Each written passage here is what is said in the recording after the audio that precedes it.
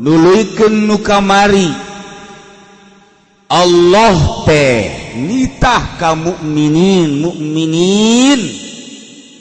hiji atiullah nurut ka Allah apapun yang terjadi kaharti teu kaharti tuturkeun Allah. Dua tuturkeun Kangjeng Rasulullah sallallahu alaihi wasallam turut ka Kangjeng Rasul kaharti teu kaharti nu mantap kaharti teu kaharti kudu nurut bae lantaran urang makan boga otakna leutik samet ngitung mege ngitung 2 kali 2 mah bisa keneh 2 kali 5 handap keneh 10 kali 10 kecil tapi lamun 175 kali 1.650 puyangnya nangis enggak puyang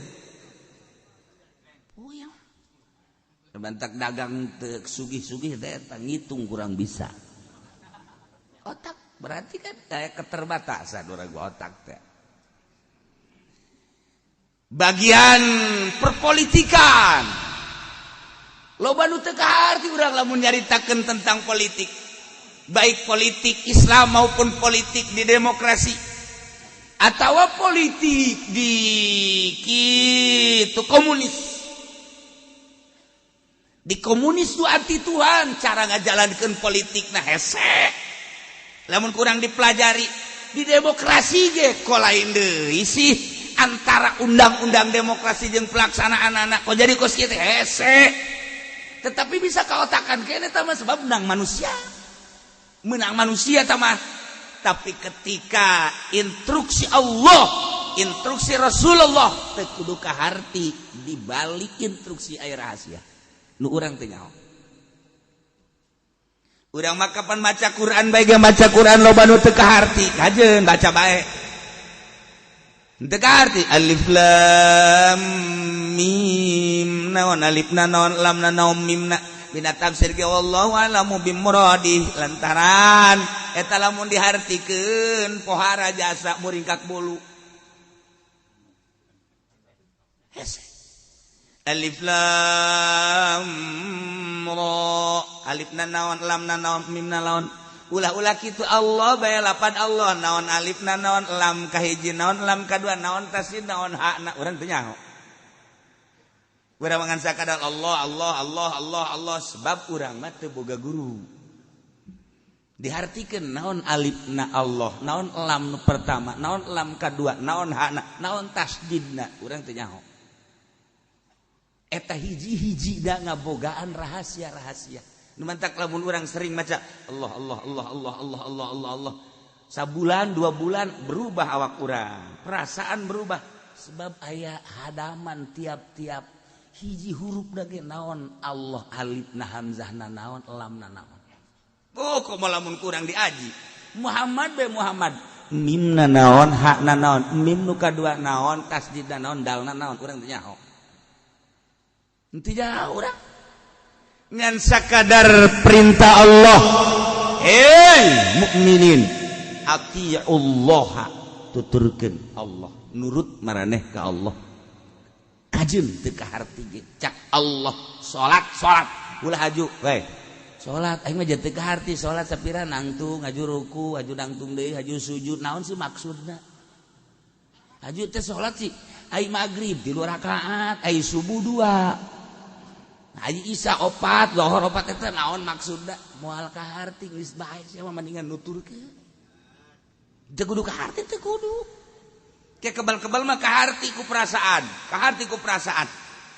loba anu teu kaharti ulah kudu kaharti ku akal sebab agama mah tauqifi pamurug syara ti Allah itu kitu bae ulah kudu kaharti bae urang kudu agama Islam kayaknya enggak dapat dimengerti kok agama Islam keras banget ya kalau nyolong-nyolong aja harus dipotong enggak manusiawi kayaknya. Kalau demokrasi kan ada HAM, enak perasaan. Jadi kita bisa nego-nego. Jadi enak. Nah, diperbandingkan hukum manusia jeung hukum Allah. Moal anggeus datang ka modar sia, sate sia di akhirat.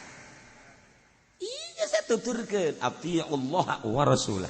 Tuturkeun Allah jeung Rasul. Dibeungkeut urang ku kalimatun thayyibah la ilaha illallah wa la tawallau ulah mengo urang wa antum tasma'un. Bari urang kan ngadarenge maraneh kabeh ngadenge tapi ngabalir ulah urang ngadenge Al-Qur'an tapi urang teu make ngaji mah terus bae ye bunga-bunga bang haram kadenge nyaho balik ngaji nambahan deui nyokot bang kredit haram ngadenge geus ngajeger-jeger ka ceuli takarak bunga motor balik ngaji ngeridit mobil eta nu kos karadi itu jelema buararego eta nu kitu. Di cenah kieu mah mobil ge jang ngaji ka Cilongok teu hanai aing kos kitu mah. Bahasa mana cenah kieu aing nang mulung aing. Ya Allah karim. Teh titah nurut ka Allah, titah nurut ka Kangjeng Rasulullah sallallahu alaihi wasallam wala takunu kalladzina qalu sami'na wa hum la yasmaun. Ulah raya arajeun kabeh mukminin kos jelema-jelema anu ngomong sami'na padahal nyana teu ngadenge atau kos teu ngadenge. Jadi kudu berbeda mukminin jeung kafirin. Mukminin jeung munafikin, mukminin jeung musyrikin kudu berbeda. Awas cak Allah. Hei jelema nu iman wala takunu ulah araya aranjeun kabeh teh kalladzina qalu sami'na okos jelema-jelema anu ngaromong sami'na wa hum la yasmaun padahal kos teu ngadenge sa musyrikin sa munafikin nyana mah ngadege tapi teu dipake ai anjeun mah mukminin dengekeun haju pake kudu beda. Sebab mukminin mah jurusan sorga rapihan awak kurang kafirin mah geus jelas disadiakeun neraka masa urang kudu akur jeung kafir teu meunang akur teu meunang pelebah hukum-hukum mah teu meunang anu akur mah muamalah dagang urang bareng jeung kafir meunang gade menggade jeung kafir meunang pek bae nyana dagang nyana boga toko urang nu balanja na masalah satu ketika urang nu boga toko nyana balanja ke urang nginjem pacul ka nyana masalah ke nyana nginjem pedang ka urang engke silih injem ke urang nginjem golok kebel-kebel silih tahu masalah teu injem gak ada muamalah tapi urusan hukum-hukum sing hade berbeda kudu beda urang mah nuturkeun aturan Allah aturan Rasulullah harinya nama aturan nyana sorang kudu beda atuh ulah akur urang wala takunu kalladzina qalu sami'na wa hum la yasma'un lantaran jelema teh aya nu teu daekeun ngadengekeun kana Al-Qur'an teu daekeun ngadengekeun kana mukjizat-mukjizat tidak ngadengekeun kada ucapan Kangjeng Rasulullah sallallahu alaihi wasallam aya oge anu daekeun ngadengekeun tapi teu make ngadenge mah ngadenge tapi teu ngajeding ngadenge mah ngadenge nyana tapi kos teu ngadenge teu make nah gambaran dina Al-Qur'an ieu ye inna syarrad dawabi 'indallahi summul buk alladzina la ya'qilun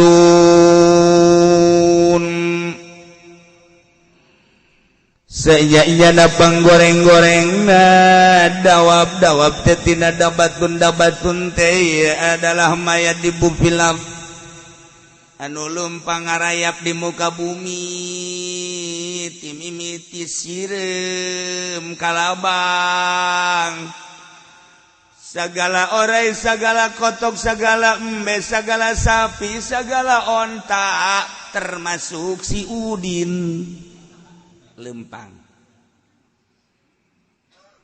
Aya istilah huruf amah ieu teh anu zawatul arba nu pindahkeunana kan teu jelas. Coba urang lamun nyaritakeun huruf ke ngaji luhur teu mah alat.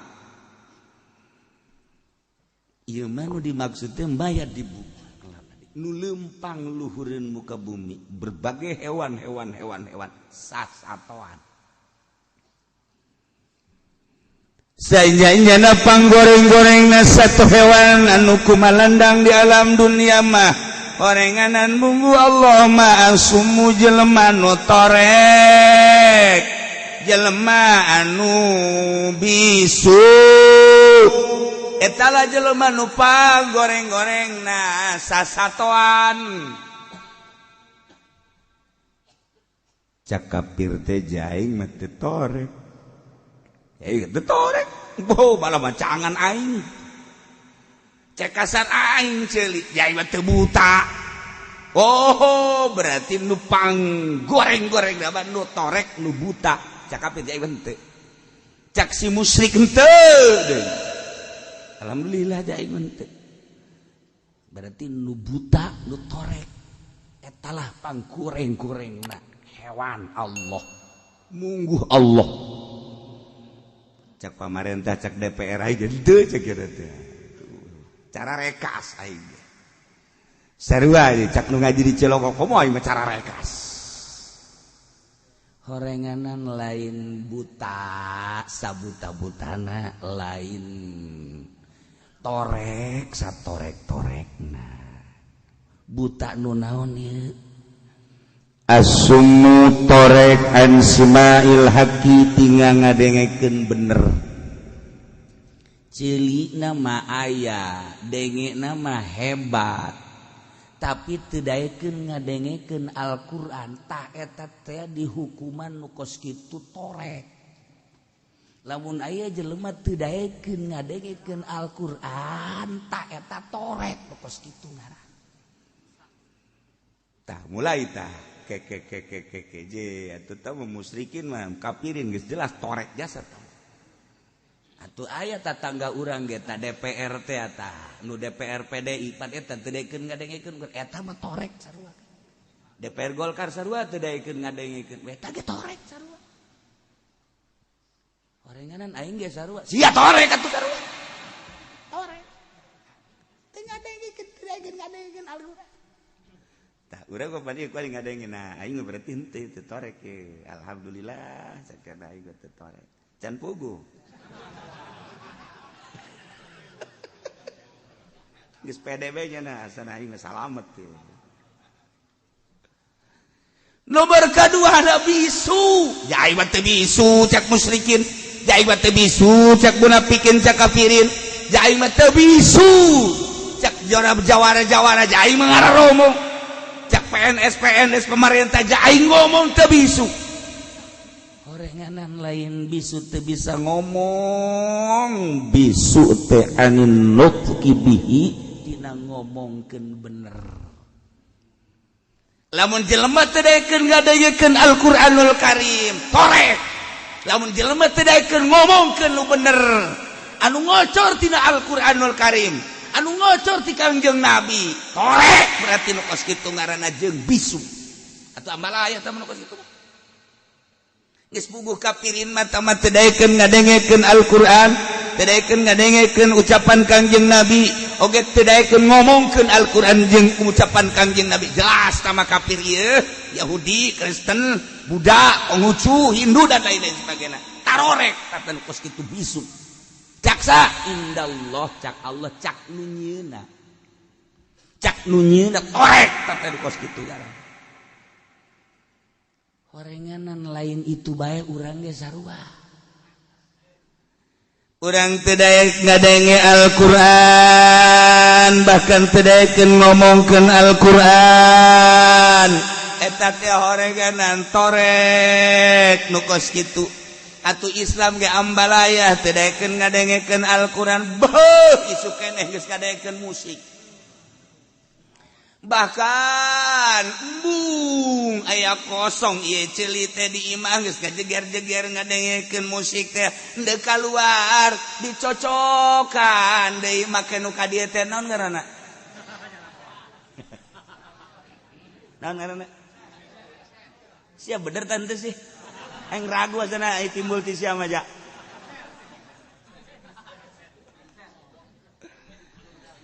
teh dasukeun ka dieu naik motor geus hook jasa berarti ceuli kudu dieusian ku musik bae hook geus naik sepeda leumpang ditanya ge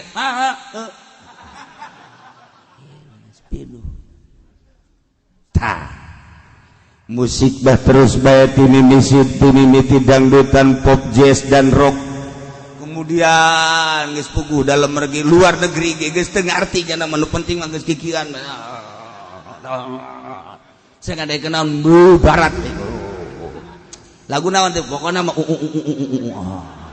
kikiran eta jelema torek geus gitu torek ngadengekeun Al-Qur'an masal geek bae diuk di majlis kiai maca ayat langsung matana pereus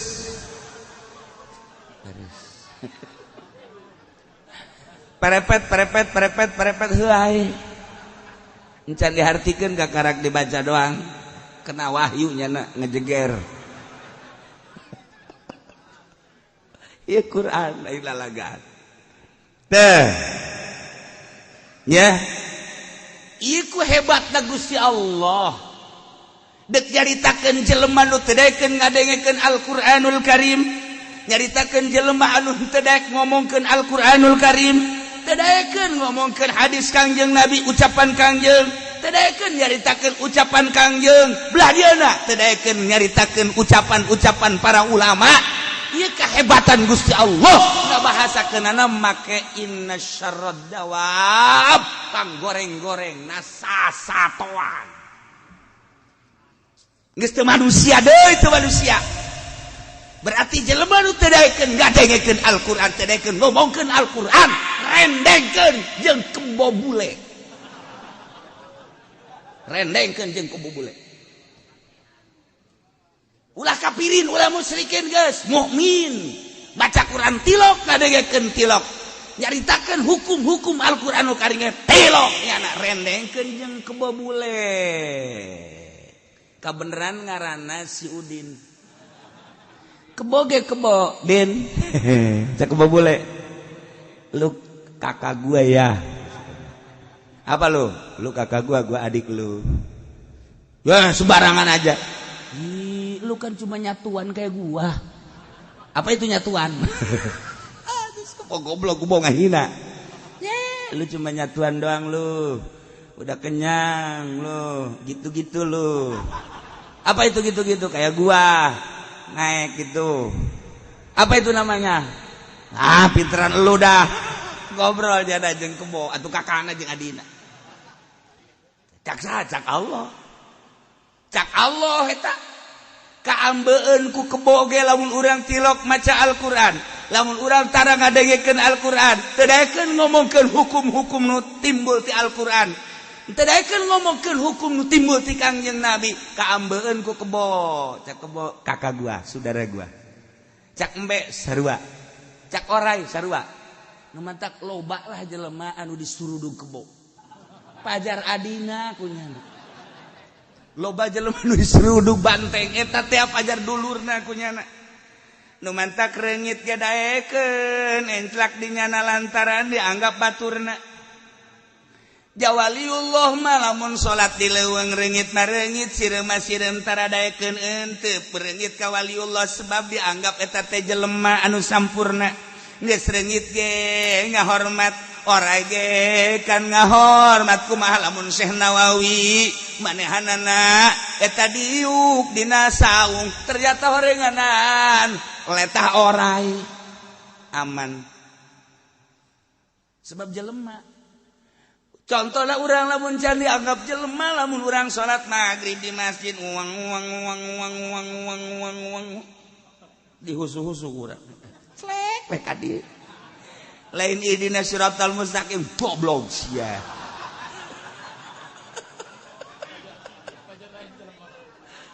dianggap batur kurang turang dan lain-lain sebagainya. Handap awak kurang, handap pangkat kurang. Lantaran masih kene urang dihijikeun jeung nu kos kitu ngahiji. Henteu kumaha tapa cara Syekh Maulana Hasanuddin di luhur Gunung Karang. Nyana tapa di luhur sorangan bae kapan tek bae meureun reungit mana teuing kalabang mana teuing kala belah dina orai belah dituna mah meureun sasatoan geus monyet ua-ua belah dituna pisan mah meureun nya macan nya maung. Atau lamun Haji Pedi ditapakeun di ditu enggak siap kuburan. Sapoe kaduana urang ka ditu, masyaallah tinggal kopiahna doang. Innalillahi wa inna selesai. Tapi Syekh Maulana Hasanuddin aman bae. Kunaon? Sieun atuh. Syekh Mansur bae ge atuh sieun macan ka Syekh Mansur, maung ka Syekh Mansur, urang mah bae ge kuari urang ye. Lamun ka Sumatera ka Lampung, diudag ku maung. Buyut Mansur. Sieun nya. Asal make buyut. Sebab tat baheulana cek Syekh Mansur, anak insu aing, awas. Amankeun ku sia ulah sambarangan, sia geus ditulungan ku aing. Muhun cek maung teh. Cirina lamun make buyut eta anak insu aing. Mantap urang mun di Lampung. Buyut Mansur, aman. Lamun teu make buyut, urang diudak maung. Mansur! Mansur! Mau ngomong Mansur mana sih ya? Mansur S. Makanan gua Mansur S malu ya. Wal beres. Nah, iya Gusti Allah ngabahasakeun inna syarrad dawabi 'indallahi sum. Berarti betapa hinana jelema nu teu daek ngadengekeun Al-Qur'an, teu daek ngomongkeun Al-Qur'an, teu daek nyaritakeun ngadengekeun ucapan Kangjeng Nabi, nyaritakeun ucapan-ucapan Kangjeng Nabi, dibahasakeun dina Al-Qur'an, disarwakeun urang jeung hewan-hewan jeung sasatoan. Hina aman. Hina jasa. Masyaallah karim. Mata kurang mah betapa indahna urang poe ieu bisa ngadengekeun Al-Qur'an, anugerah nu gede jasa. Ulah waka amin sia make encan. Encan. Gara-gara dengekeun doang mah atuh sia ge ngundang Ki Fudoli muludan make DP. Ajunya na ngocoprak bae terus bae nyaritakeun ucapan Kangjeng Nabi, keunggulan Kangjeng Nabi dan lain sebagainya. Selesai bayar ku sia make tande henteu. Kunaon tuh atuh kieu na ge henteu yeuh. Atuh henteu marag. Encan asup masih kena sumul bukmu. Alladzina la yaqilun. Nya jelema anu henteu berakal, teu boga akal. Jelema teu maca Al-Qur'an, jelema teu ngomongkeun Al-Qur'an, jelema teu boga akal. Teu boga akal teh kos kitu teh. Lamun urang leuleuh kafir mah geus jelas, musyrik mah geus jelas, munafik mah geus jelas. Ieu mah urang lamun leuleuh pejabat masyaallah, bajuna ge meunang ngaisti ka ngajiripitna pohara jasa. Jalamun leungeun urang dikadinyakeun soek. Hebat-hebat da istri ka angga. Kitu kan ku urang. Aduh. Kos hinis bae ku hebat-hebatna. Pohara. Dideuleuh penampilan bajuna pohara, masyaallah karim. Dasina wih. Di dieu ge aya variasian. Pohara. Masyaallah rambut nage mengkilap sebagai mahkota teh lain lalagaan. Mun dikadiekeun jeung dikadiekeun eueuh hiji-hiji acan nu kadieu. Rap.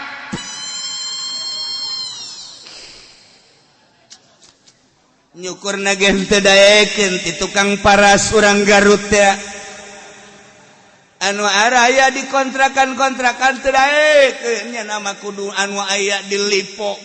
Nyukur bae ge hargana kudu 200.000.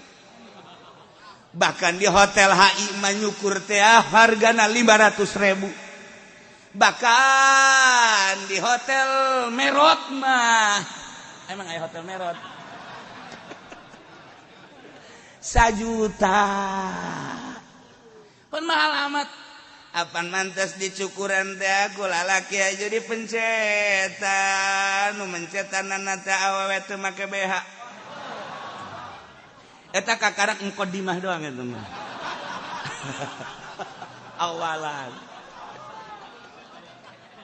Starolol gua. Masya Allah. Urang lu menceritakan geus karar itu. Nah, iya pejabat. Ngadengekeun Al-Qur'an tilok, ngomongkeun Al-Qur'an tilok, bahkan nentang ke Al-Qur'anul Karim. Rasakeun sia di akhirat. Dihiasi pakaianana begitu mentereng, mengkilap dan lain sebagainya. Lamun dihitung ku urang, bajuna ge wall England. Wahara. Aing mah saayana England bae. Si mah osok korupsi bahasa ge. Aing mah teu prenet aing mah. Ngomong naon sia kok jaho. Tuh. Masya Allah Karim. Jamna ge ieu teh jamna Rolex, hargana ge ieu pangmurahna teh 500 juta kabelah ditu nama 1 miliar. Ulah dikira jam teh eta teh merek Rolex. Aju make cincin ge kos ieu tah mahal tah. Sabaraha duit teh lagi aing ge teh nyaho hargana ieu. Aya di dinya dipake bae ku aing, besi anu leungit los ieu. Teu percaya ieu mah datang ngaku tipu-tipu pararugu. Sapatuna ge pohara jasa meunang meulina ge geus eueuh nu kapilih di Indonesia mah paling diseung kofur. Kadang di Paris dan lain sebagainya. Ieu aksesoris awak bae ge mahal ternyata. Timimiti baju, cincin, terus erloji, sepatu dan lain sebagainya. Masya Allah mahal. Tapi teu ngadengekeun Al-Qur'an, teu daekeun ngomong Al-Qur'an eta kos kitu dengan jelema edan. Alladzina la yaqilun. Cak Allah ini. Indallah. Geus lamun aya DPR turun di mobil sedan begitu hebat penampilanana. Lamun aya bupati gubernur turun dina mobil mewah hebat penampilanana. Lamun aya polisi periwitna ge mawa 5. Parah kan? Parah. Tapi tidak maca Quran, tidak ngadengekeun Al-Quran, tidak ngomongkeun Al-Quran, bahkan nentang ke Al-Quran. Lukos kitu adalah rendengkeun jeung kebobule adik kakak. Alladzina la yaqilun. Polisi teu boga akal, DPR teu boga akal. Kiai kumaha aja mun kiai sarua, kiai teu boga akal. Sarua. Cak Allah. Lain cak kula, cak Allah. Kadenge ku celis ya. Cak Allah, kesya marah di ka aing. Aing mah nyampekeun cak Allah, kunaon marah ka aing. Tolol cenah ki kucing mah jelema kos kitu pajar eueuh akal. Baca kusia goblok tolol tah. Ceh. Aing keur nyampekeun goblok. Cak Allah. Masya Allah.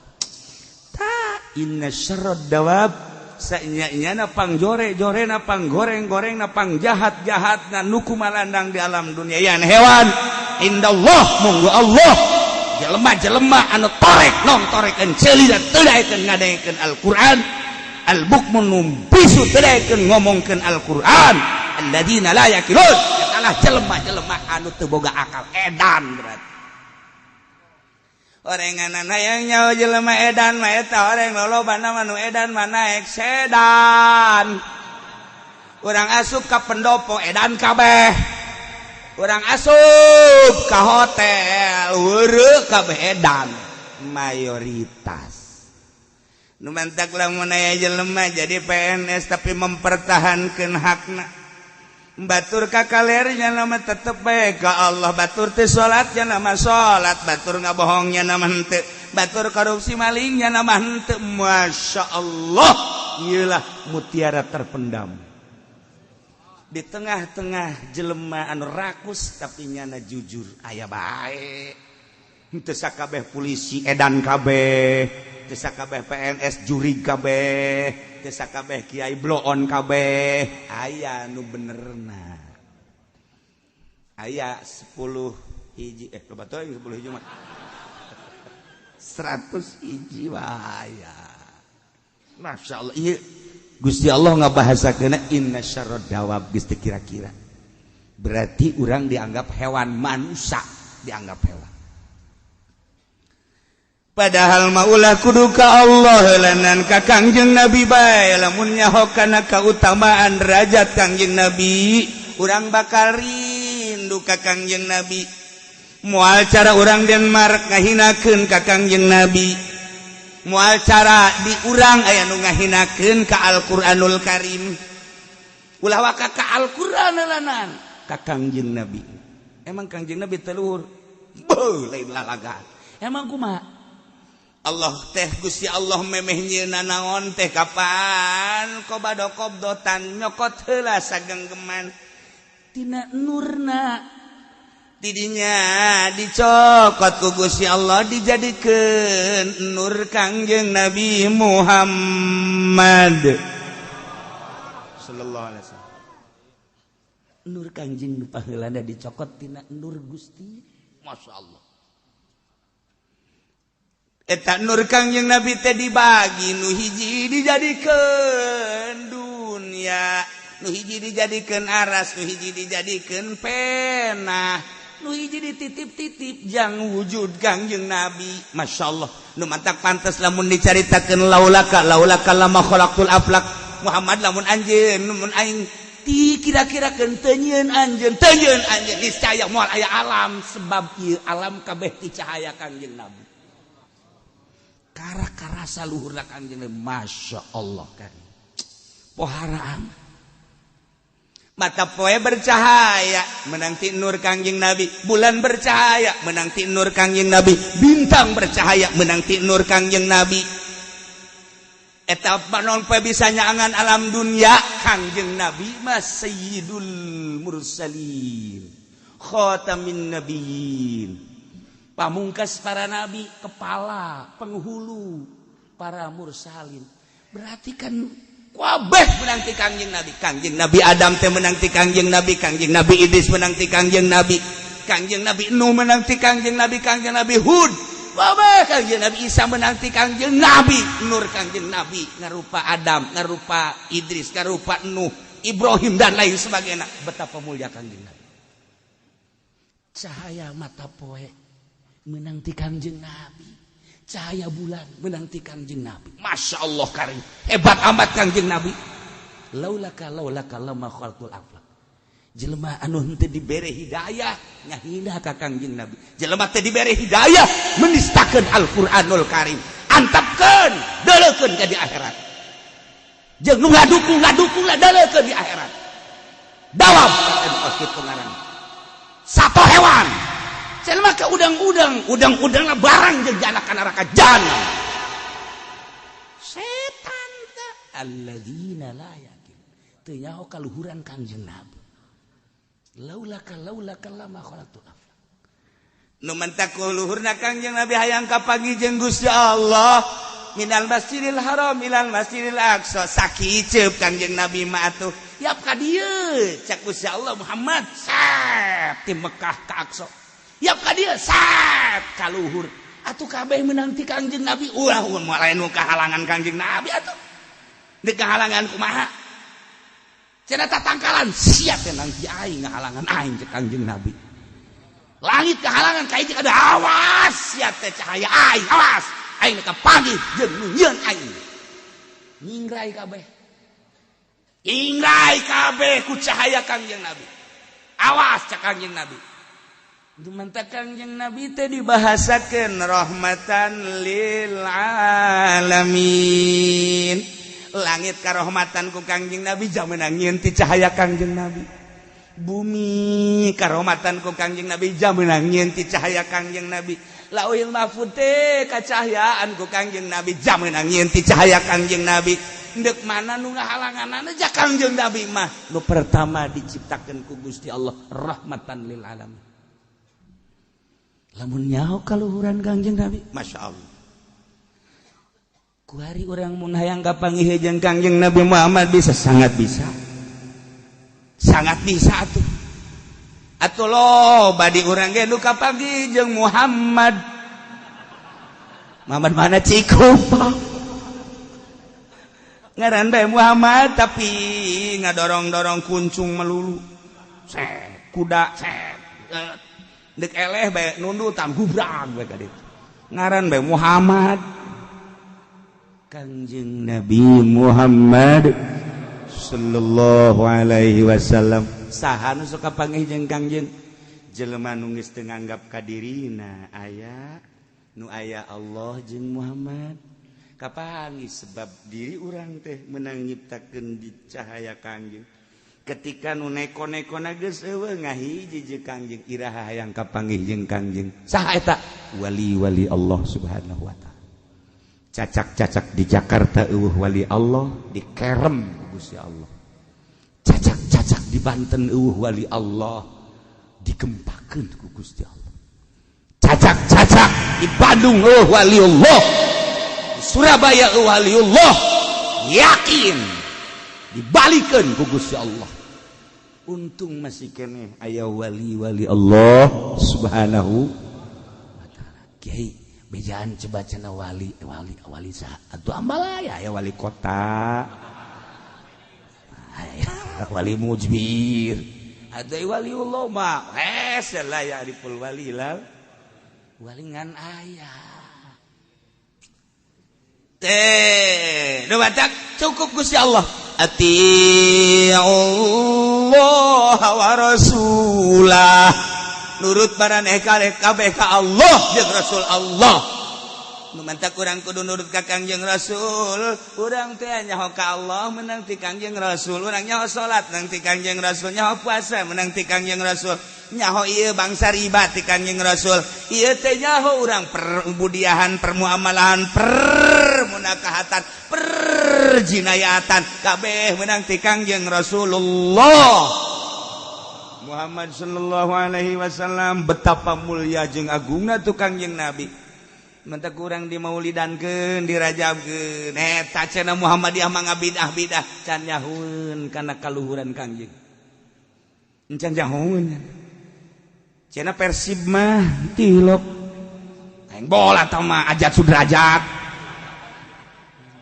teu nyahoeun nya kaluhuran Kangjeng Nabi je lamun geus nyaho kana kaluhuran Kangjeng Nabi endekna marhaba bae ka jeung jelema ge geus nyaho kala kaluhuran Kangjeng Nabi mah boro-boro loba jelema jelema ge marhaba marhaba ya nurul laili marhaba ke beurang marhaba marhaba pamajikan ge asa jadi kieu barang ngaji ka Cilongok ge loba marhaba salaki kapanggih jeung Kangjeng jeung pamajikan marhaba marhaba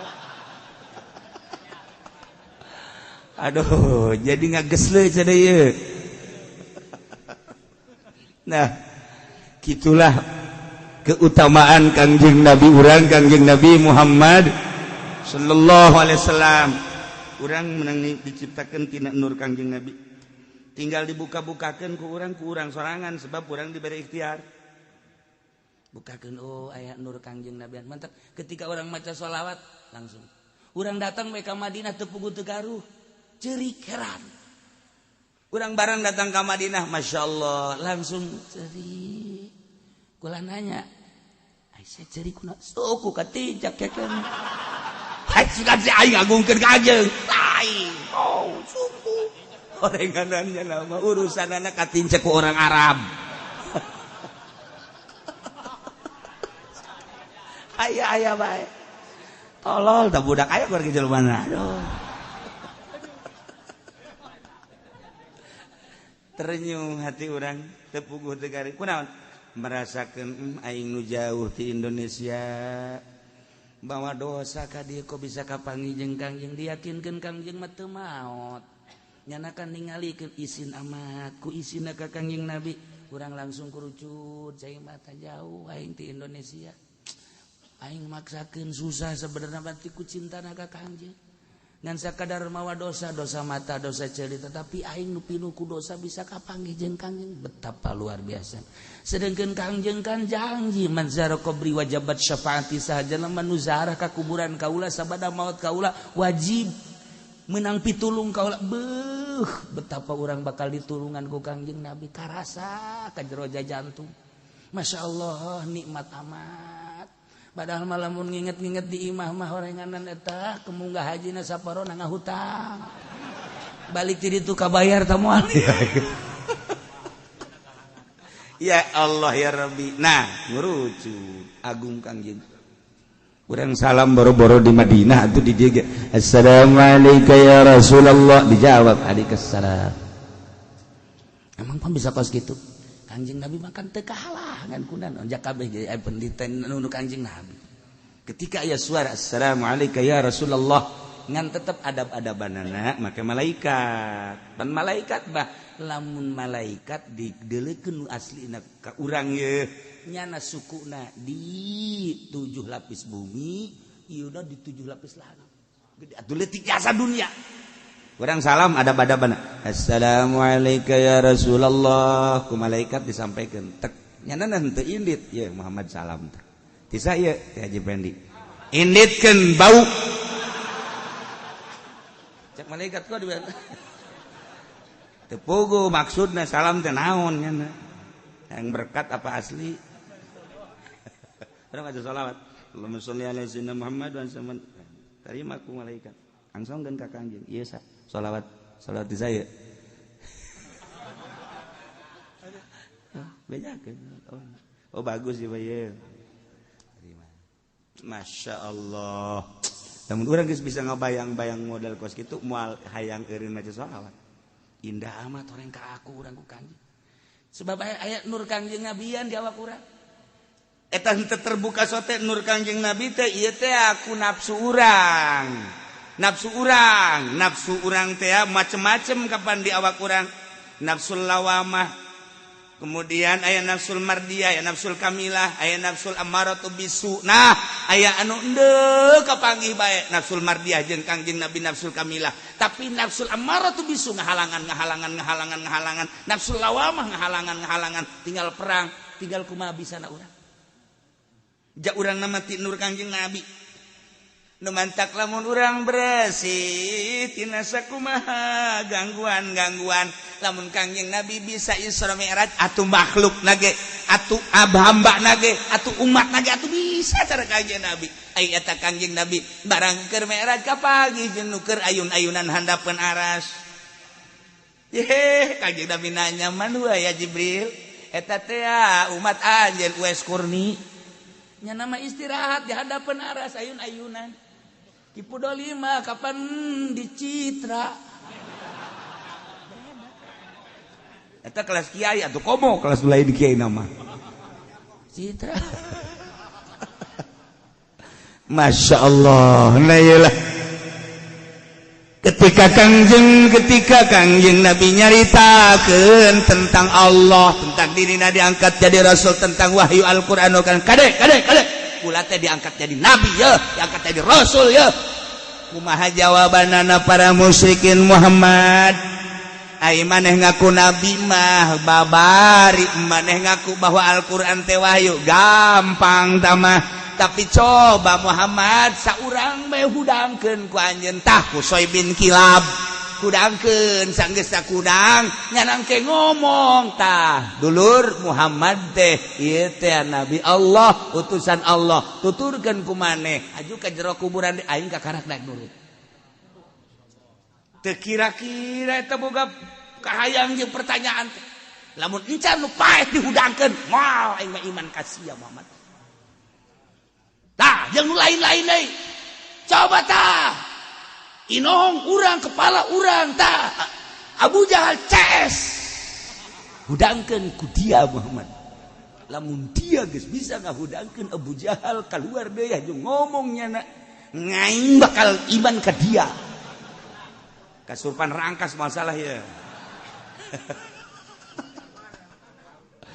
Masya Allah kahayangna model kos kitu pohara jas kumaha Kangjeng biasa bae Kangjeng teh mah jasa padahal ta'anut teh mah kos kitu mah ngeuh-ngeuh hungkul ngaririweuh percis kos umat Bani Israil waktu diajak ku Kangjeng Nabi Musa kumaha pamentana Musa ngajak ke pangeran bae coba atuh deuleukeun hayang nyaho ku batak kami kos kumaha pangeran ambo aridallah jahratan coba deuleukeun ka kami dengan nyata tah Allah teh eta gitu satungtung can deuleu aing mah ka Allah moal iman ka sia aing mah sarua jeung ieu sarua masyaallah kan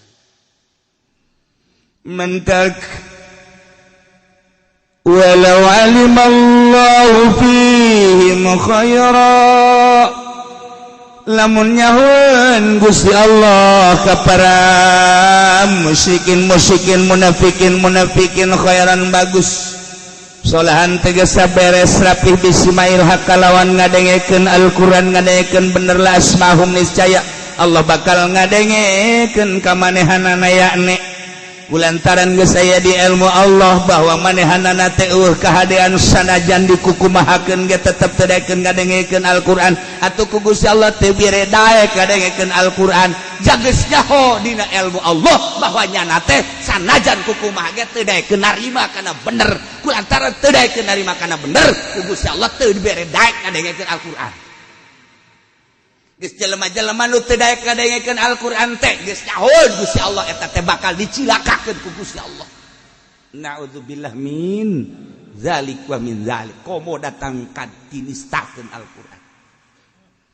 Sing kudu boga keyakinan kana kebenaran Gusti Allah. Ndek uji keyakinan mah cara ki halaj. Kumaha ki halaj? Sanajan dibunuh tetep bae Allah. Bilal serem Allah Allah Allah seret Allah yakin Syekh Siti Jenar buluh Allah eta kapan gambaran jelema nu boga keyakinan geus teu kudu urang dibunuh timbulkeun keyakinan urang aya jauh coba aing paeh tante diuk urang tengah-tengah masjid tengah peuting kunci kabeh masjid halaj mah dibunuh Syekh Siti Jenar mah dibunuh Syekh Abdul Qadir mah dileuweung Irak 3 tahun Syekh Maulana Hasanuddin di Gunung Karang 3 tahun coba aing tengah masjid kunci kurang masjid trek pareuman kabeh sorangan urang di dieu ulah nyeuleut engke ge mulai aya salat tak naonnya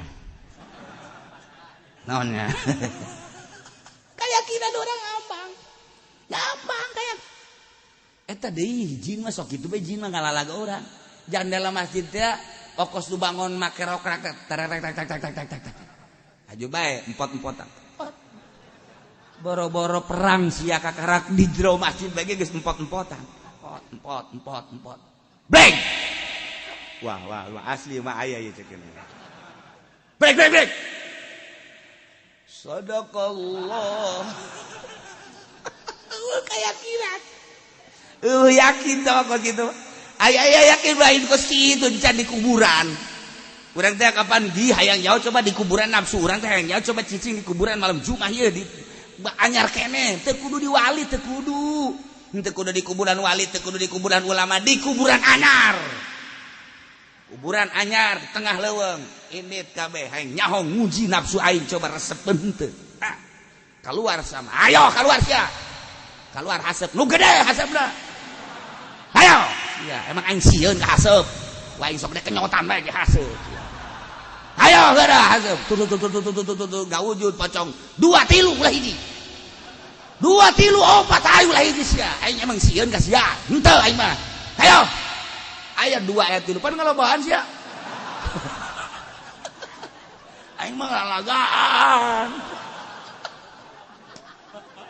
boga keyakinan itu jadi wali bae urang bugu cicing tengah peutingna ge zikir ngesieun bae moal jadi wali naon sabab nafsu lain ka Allah urang berarti urang kemanusiaanna terlalu tinggi kene lamun geus geser sia teh aya cahaya Kangjeng Nabian. Kangjeng Nabi mah tuh di luhur Jabal Nur sorangan sia. Wanian Kangjeng Nabi mah. Sia awak aya nur Kangjeng Nabi. Manyan teu wani. Hayo sia, paksakeun. Hayo, wanikeun. Wanikeun ka kuburan. Wanikeun, wanian teh sia. Teu nanaonan.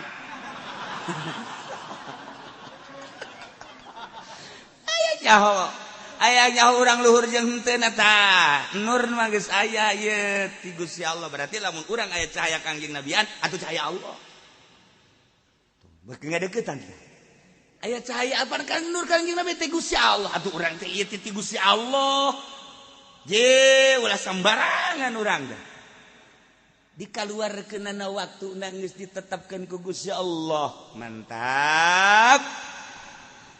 Allah maha uning ngakajen kuku maha ge pibaguseun pigorengan tegesnya walau alim Allah lamul uning Gusti Allah kamanehanana khairan bagus mun Gusti Allah nyaho bakal pibaguseun pibereseun kana ngadengekeun Al-Qur'an teh atul asma'ahum niscaya Gusti Allah teh mere daek ngadengekeun ka aranjeunna kana Al-Qur'an kulantaran geus uning Gusti Allah teh bahwa manehanana kabagusan kajen dipaksa-paksakeun gatunyana tetep teu daekeun ngadengekeun Al-Qur'an kasimpulanana jelema nu teu daekeun ngadengekeun Al-Qur'an teu daekeun ngadengekeun hadis Kangjeng Nabi eta teh geus aya di ilmu Allah bahwanyana bakal cilaka.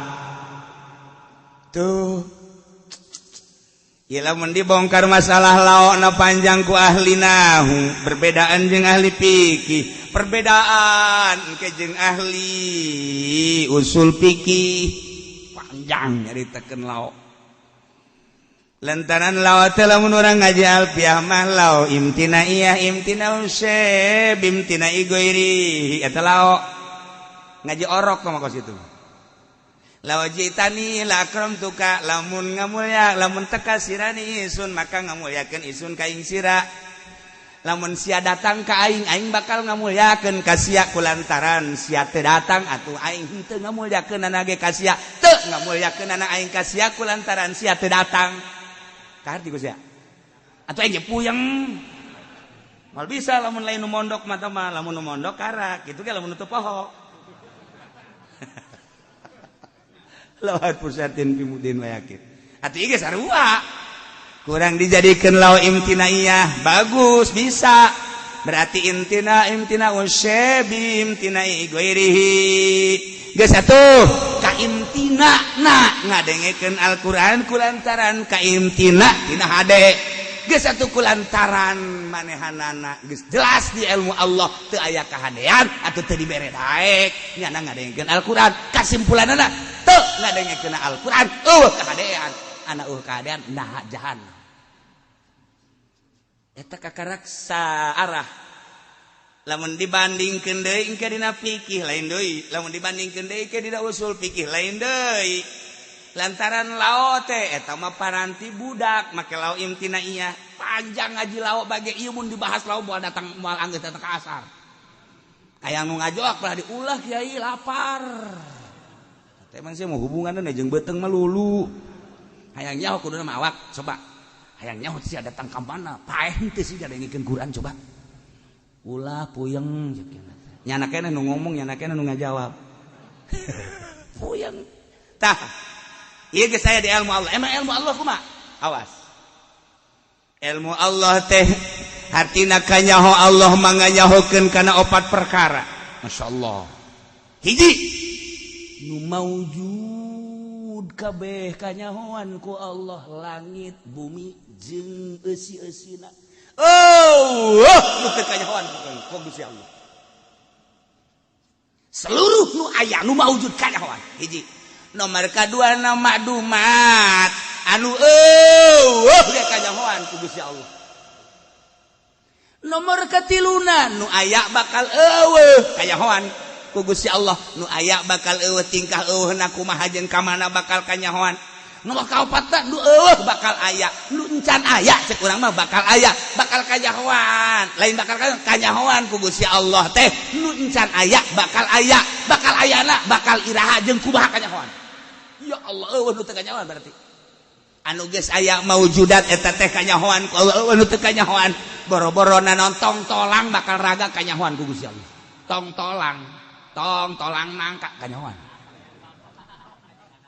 ku Gusti Allah seluruh nu aya kanyahoan nah maklumat nu can aya kanyahoan geus kanyahoan ku Gusti Allah anu aya bakal eueuh kanyahoan eueuhna kumaha jeung ka mana jeung kumaha nu can aya maklumat bakal ayana kanyahoan jeung geus ayana kumaha kanyahoan eueuh nu kaluar tina ilmu Allah nu mentak eta para musyrikin jeung kafirin teh di akhirat mental ke malaikat Zabaniyah naon bejakeun ka Gusti Allah balikeun deui kami ka dunia lamun balik deui kami ka dunia kami deuk iman ka Allah jeung ka Muhammad deuk ngahormat kami ka ulama-ulama penerus warasatul anbiya deuk nuturkeun aturan-aturan Muhammad bejakeun ka Gusti Allah lantaran loba jasa tah nu usul ka malaikat Zabaniyah demo ahli neraka ayo bejakeun ka Gusti Allah naon Zabaniyah ahli neraka demo saruan teh jeung demo 21 juga bu lebih dahsyat naon minta ka Gusti dibalikeun deui ka dunya lamun dibalikeun deui ka dunya teh bakal iman ka Gusti jeung ka Rasul Gusti Muhammad namun umat Muhammad jeung bakal nuturkeun aturan-aturan Gusti nu dibawa ku Kangjeng Nabi Muhammad oge bakal ngahormat ka para ulama salafus sholihin warasatul anbiya penerus para nabi cak ulama haram halal dan lain sebagainya deuk kitu tah coba kumaha Gusti siapa Zabaniyah geus aya di ilmu aing teh pangeran geus jaho dikira-kirakeun nyana bakal ka dunya deui bakal balik deui Zabaniyah murtad deui musyrik deui aing geus jaho mantak geus ulah didanyekeun ku sia terus kulub Zabaniyah kulub golotrokeun deui seunana kompak sia geus aya di ilmu aing kajian kumaha ge nyana ngomong doang mun dibalikeun deui ka dunya barek iman aing geus nyaho tah ieu emang geus kanyahoan ieu ku Gusti Allah pamentana nyana teh hayang hudang anu pae supaya ngomongkeun Muhammad teh ieu nabi andai kata ieu Qusay bin Kilab dihudangkeun Abu Jahal dihudangkeun ngomong nyana taluturkeun kumaha tah Muhammad teh nabi asup deui ka kuburan moal iman ieu eta mah ngan anu teh moal iman jeh atuh deuk wajah geus kos kitu geus aya ilmu aing teh Gusti Allah aing mah nyaho kanu geus araraya aing mah nyaho kanu can aya aing mah nyaho nu can aya bakal aya kukumahana bakal nyaho anu geus aya bakal eueuh aing nyaho geus Zabaniyah tugas sia mah tugas sia bae kulub sate ku sia panggat geus sakitu bae ulah sok haju sia haju nuturkeun udara remo ulah geus oprak-uprak ku sia kabeh asal kasisi ka tengah deui beres geus teh ieu ge sarua geus aya di ilmu Allah jadinya na teu daekeun ngadengekeun Al-Qur'an bahkan meunisakeun Al-Qur'an eta teh kunaon emang geus aya di ilmu Allah bahwa nyana eueuh kahadean ana eueuh kahadean teu daekeun ngadengekeun Al-Qur'an ana teu daekeun ngadengekeun Al-Qur'an eueuh kahadean jahannam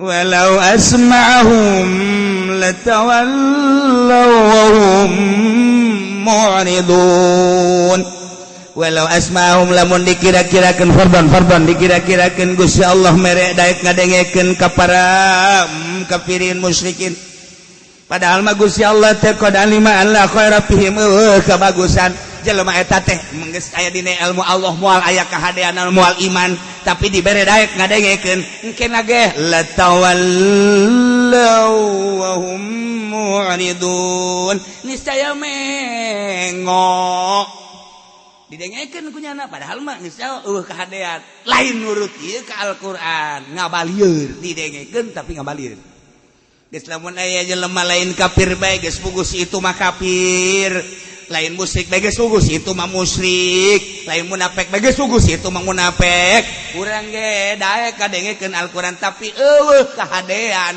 geus aya di ilmu Allah bahwa urang teh eueuh kahadean daek kadengekeun Al-Qur'an tapi tetep bae ngabalieur tina hukum Al-Qur'an cak Qur'an teh riba haram terus bae eta ge pi jahanam ih ge jahanam cak Al-Qur'an kredit eta teh doakan haram kos itu riba urang ngadengekeun tetapi urang teu make eta teh sarua jeung la tawallaw wa hum muridun jahanam ki haji tinggal ki haji komo niki lain ki haji bae leuwih tinggal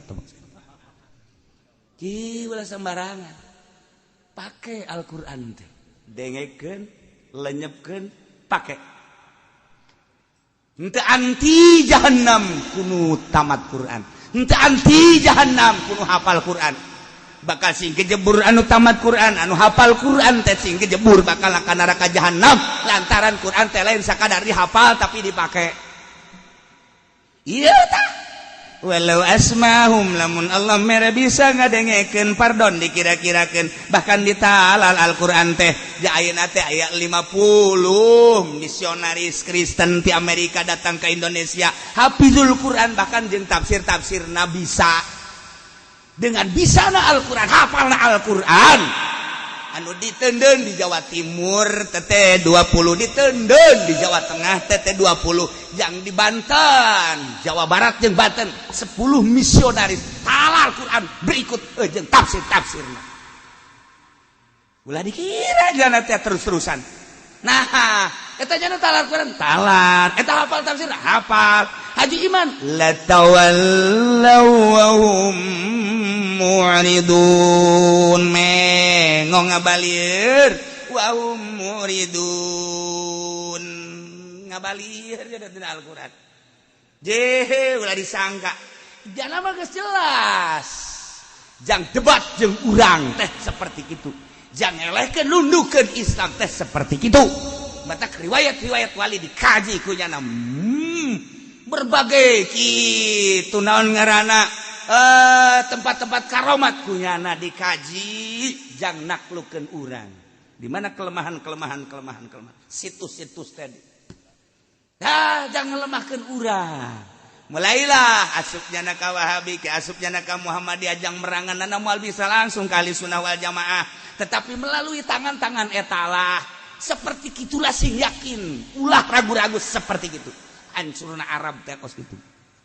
di urang gedeg buat seperti kos kitu nah kajian geus selanan urang mah husnuzon bae nu penting mah urang rapihan ieu mah urang geus sarua bae maca Quran tamat deui tapi perubahan bahkan ditalar Al-Qur'an bahkan katalar Al-Qur'an teh horenganan jadi alat pake neangan dunia bahkan pake maling pake korupsi atuh sarua bae ieu ge walau asma'ahum latawallaw wa hum mu'ridun na'udzubillah min mudah-mudahan orang kabehan dibere sehat dibere benta mata hati orang dibere teger keyakinan jeung iman orang sehingga orang dibere daek ibadah ke Allah dengan mantap di akhirat orang ngahiji jeung para mursalin para nabiin para waliin di bawah bendera kangjeng Nabi orang kangjeng Nabi Muhammad sallallahu alaihi wasallam bi barakati ummil Quran al-Fatihah. Bismillahirrahmanirrahim. Iyyaka na'budu wa iyyaka nasta'in. Shiratal ladzina